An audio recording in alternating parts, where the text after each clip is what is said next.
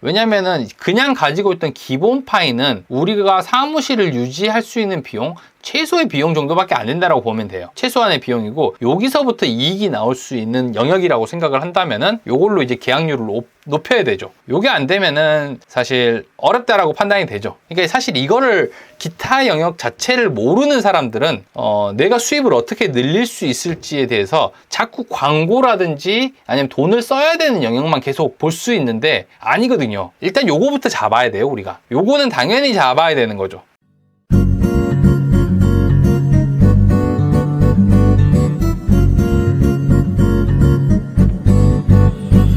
부동산 제가 계약률을 좀 올리는 방법에 대해서 얘기를 좀 하도록 하겠습니다. 부동산 중개할 때요, 계약률을 올리는 방법이 이제 있잖아요. 그러니까 집이라는 게 있으면요, 무조건 계약이 나옵니다. 아무리 이 집을 누가 계약할까라는 생각이 드는 집도요, 항상 계약이 나와요. 아무리 안 좋은 집도 계약은 항상 나옵니다. 그러면은 이 집을 계약한 사람은 정말 대단한 사람이냐? 예, 그건 아니거든요. 요게 계약을 할 때는 여러 가지 가능성들을 항상 가지고 있거든요. 요 중에서 첫 번째가 이제 순서대로 계약을 한다, 요런 생각을 조금 해두셔도 돼요. 왜냐하면 각자 파이라는 게 있어요. 시장에서는 파이가 있잖아요. 내가 이만큼 하면은 다른 사람들도 이 정도는 할 수 있을 것이다 라고 하는 기본적인 파이가 있어요. 한 15% 정도 가지고 있다라고 하면은, 자, 운의 영역이 있습니다. 또 운의 영역은 뭐냐면은 진짜로 말도 안 되게 시작하자마자 정말 천부적인 재능을 보이는 사람들이 있거든요. 아니면은 정말 운이 좋아서 내가 사무실에 앉아있는 순간에만 계약할 만한 손님이 오는 사람들도 있어요. 막 끌어당기는 사람이 있습니다. 그런 영역도 있는 반면에 요 세 번째 이제 퀘스천 마크죠. 누가 할지 모르는 영역이 있어요. 요게 전체 시장에서 한 40% 정도 된다라고 생각하면 됩니다. 그러니까 모두 한 운도 조금씩은 가지고 있을 거고 순서대로 가는 것도 좀 가지고 있단 말이에요. 근데 요게 이제는 사실 그냥 이루어지는 건 아니고 최근에는 광고의 영역에서 많이 이루어지죠. 그럼 광고 같은 경우는 노출값이 굉장히 많이 올라가면은 계속 이렇게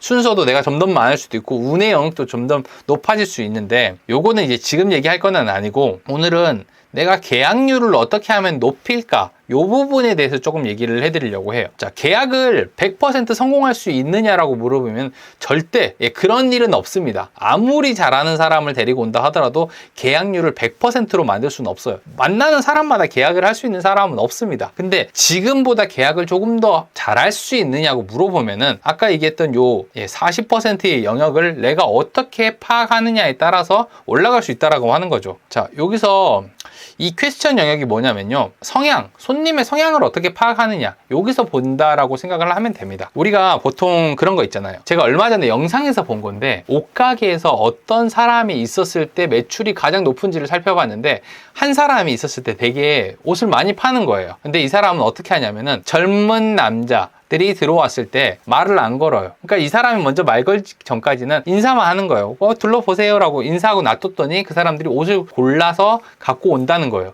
그러니까 계산대에 서 있기만 해도 이 사람들은 알아서 골라서 가지고 오는 사람인데 갑자기 이 사람이 말을 걸고 하면은 부담스러워서 나간다는 거죠. 사실 이런 사람들 되게 많거든요.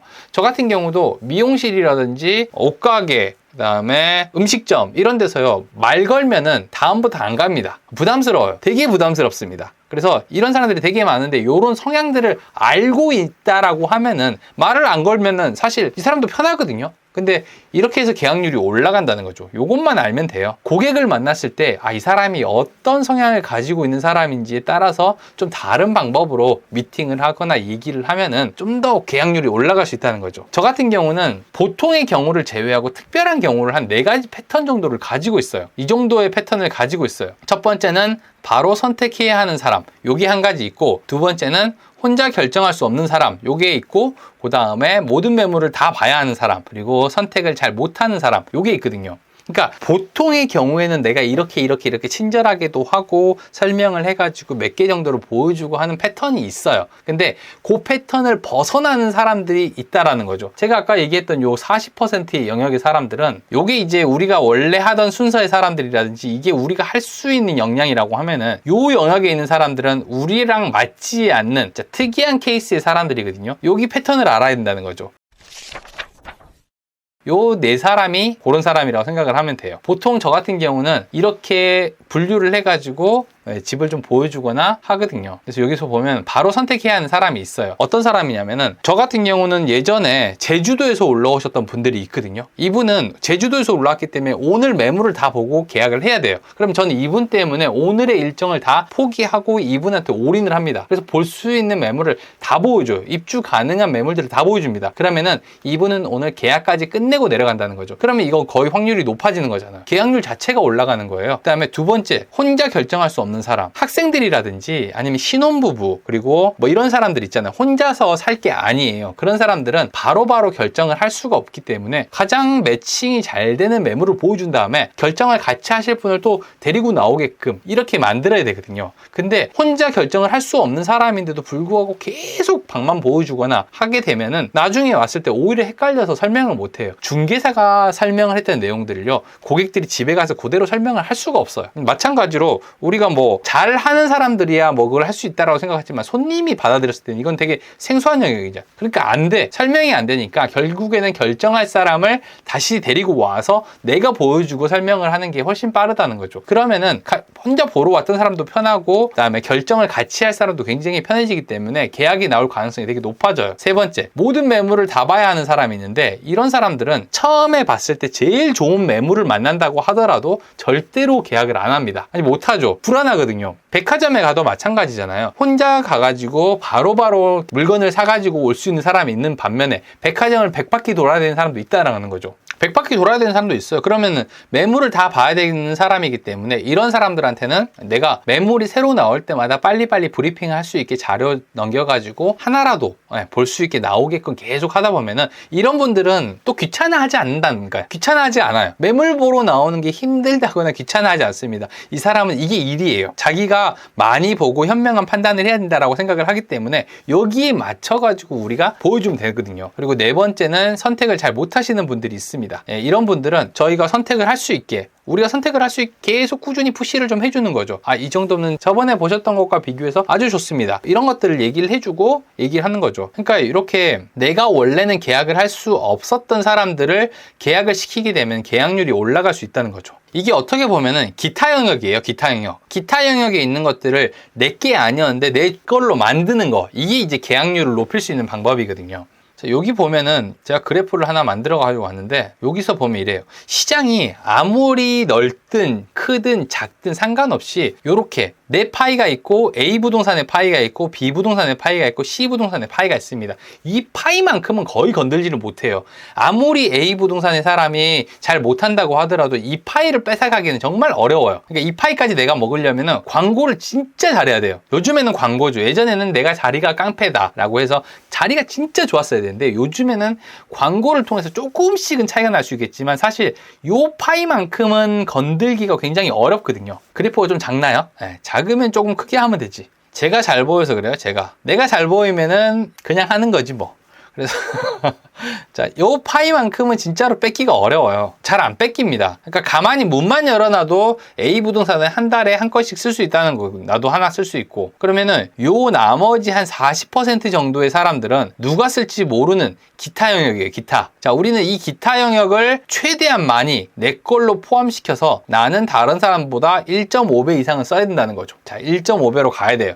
그러면은 계약률이 올라간다는 거거든요. 그러니까 내가 원래는 계약할 수 있는 사람이 있었어요. 그러니까 그 사람들은 당연히 계약을 해야 되는 거고, 기타 영역으로 빠져 있는 사람들 있잖아요. 이거는 누가 할 수 있을지 모르거든요. 그러면은 그걸 내가 하면은 내가 우리 동네 1등이 되는 거예요. 이게 계속 늘어나요. 근데 사실 이 파이만 먹어서 괜찮다라고 하면은 좋겠지만 실제로 이 파이가 사무실을 유지하는데 겨우 급급한 정도의 파이라고 하면은 이 사람들은 계속 힘들어지겠죠. 근데 나는 이거를 먹음으로 인해서 남들보다 거의 4배 가까이 하는 거잖아요. 할 수 있으니까 여기서 최대한 많은 것들을 내가 차지한다라고 생각을 하면은 되고, 그러면은 성향은 어떻게 파악하나요? 라고 물어보실 수 있어요. 성향은 어떻게 파악하냐? 사실 손님의 성향을 파악하는 건 약간 감각적인 부분들이 굉장히 크거든요. 감각적인 게 되게 많이 큰데 이거를 보려고 노력을 하면요, 손님을 만날 때마다 이 케이스가 쌓인단 말이에요. 경험이 쌓이다 보면은 이 사람은 어떤 사람이겠구나, 어떤 성향의 사람이겠구나 생각을 해요. 그냥 아무 생각 없이 만나면 몰라요. 되게 진상 같아요, 다들. 이 사람은 뭐 안 하겠지라고 판단이 들 수밖에 없는 게, 자, 우리가 여기 아까 얘기했던 모든 매물을 다 봐야 하는 사람을 만났다고 해볼게요.